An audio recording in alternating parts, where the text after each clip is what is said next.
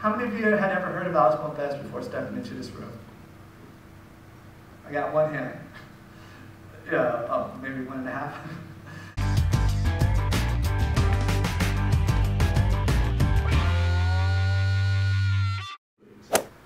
Where they got to play was not about their talent. It was about the color line in baseball. The majority of Latinos, not because of their talent, because of the perceptions of their racial standing in the United States, are not permitted to play in the major league. And the history of Latinos in the major leagues actually goes back all the way to 1871. So the story of Latinos in baseball is not a recent story. It's one that goes back over 140 years. So baseball's arrival to Cuba is part of an exchange in which the children of the elite go to study in the United States and they bring cultural import back. A couple of brothers from Cienfuegos, Cuba, basically dismantle their sugar plantation and the sugar mill, and they set up shop in San Pedro, and they start, one of the first things they do after they got their sugar mill going, created 2 baseball teams, Almendares and Havana, the name of the 2 most popular baseball teams in Cuba. Alex Pompez is surrounded by this sporting world that involves cigars, baseball, and the numbers. Back then it was called La Bolita. And so this was all part of this world, very masculine world I should add, of sport. The numbers evolved from another game that was called La Bolita.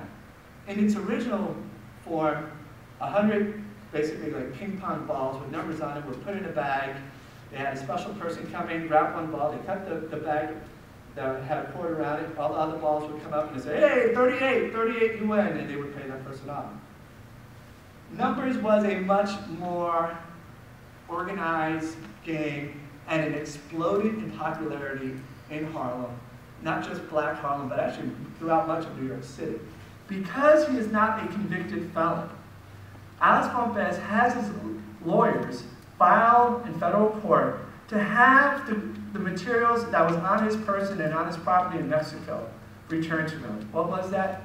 Well, reports varied that he had $90,000 and some say as much as $120,000 on his person, in his car where he was caught when he was finally arrested, and on the property he was staying.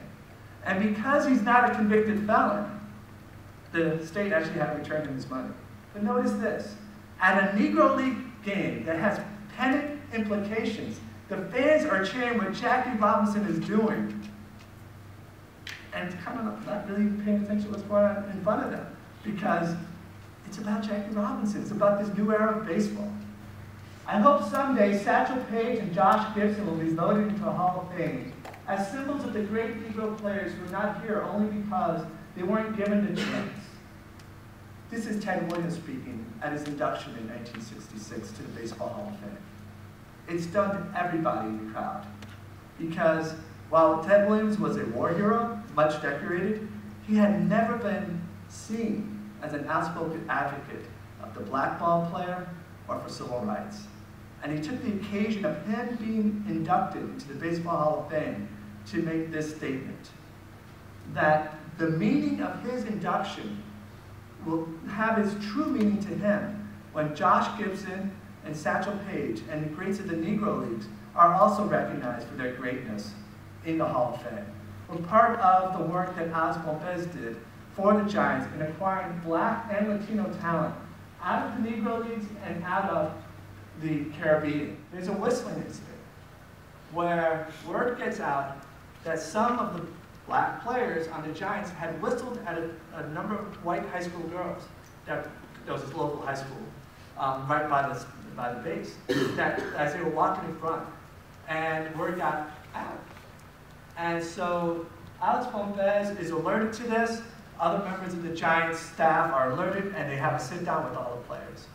And Alex Pompez tells the players, look, you are a black man in America, not only that, but you're Latino.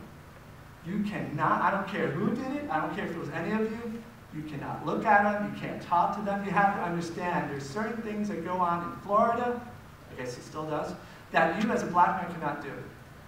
And you need to understand this to survive. And both Alu and Navarro are like, we didn't know.